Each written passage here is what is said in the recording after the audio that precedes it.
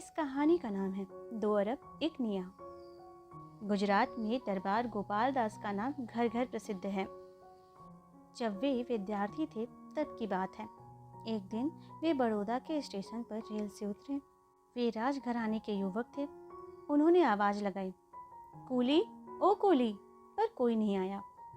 आसपास कोई कूली था ही नहीं, आता कहाँ से? दरबार गोपाल दास परेशान हो ही रहे थे कि एक जवान आदमी उनके पास आकर खड़ा हो गया। कपड़ों से वह कूली नहीं, किसान मालूम होता था। गोपाल दास ने उसकी तरफ देखा और सोचा, चलो अच्छा है, यह गरीब 4 आने कमा लेगा तो इसका भी भला होगा। मेरे लिए ऐसा ही किसान, ऐसा ही कूली। उन्होंने कहा, यह सामान बाहर ले चलो। उस किसान नुमा जवान ने वह अटैची सर पर रखी और बाहर की ओर चल दिया। स्टेशन से बाहर गाड़ी के सामने सामान रखकर वह जवान चलने लगा तो गोपाल दास ने जेब से निकालकर एक चवन्नी उसकी तरफ बढ़ाई। लो, ये ले लो। जवान आदमी ने कहा, रहने दीजिए, अभी ज़रूरत नहीं है। गोपाल दास ने कुछ और देना चाहा तो उसने पूछा, एक समय की रोटी कितने पैसों में मिल जाएगी? 5 आने में आ जाएगी, उन्होंने उत्तर दिया। तो वह जवान बोला, तो मेरी मजदूरी 2 अरब इकनिया है। 2 अरब इकनिया? आश्चर्य से उन्होंने पूछा। तो वह गंभीरता से बोला, जी हाँ, मुझे 40 करोड़ आदमियों की रोटी का प्रबंध करना है। उस समय भारत की जनगणना इतनी ही थी।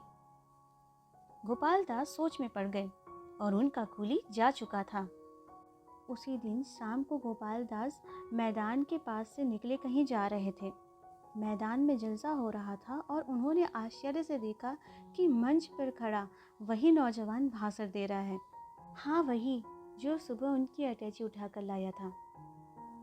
पूछने पर पता चला कि यह मोहनदास करमचंद गांधी हैं, जो अफ्रीका में अंग्रेजों के नए ढंग का मोर्चा लड़कर अब भारत वापस आए हैं। गोपाल दास सीधे मंच पर पहुंचे और सबके सामने गांधी जी से उन्होंने क्षमा मांगकर कहा, मैं अपना जीवन गांधी जी के चरणों में अर्पित करता हूँ। बाद में गोपाल दास जी ने भारत की आज़ादी के युद्ध में जमकर हिस्सा लिया। यह पवित्र संस्मरण गांधी जी के अद्भुत चरित्र की और गोपाल दास के त्याग की कथा तो कहता ही है, पर यह भी कहता है कि हम सबको झूठी सांस से बचना चाहिए और अपना काम अपने हाथों से करने में शर्माना नहीं, शान महसूस करनी चाहिए।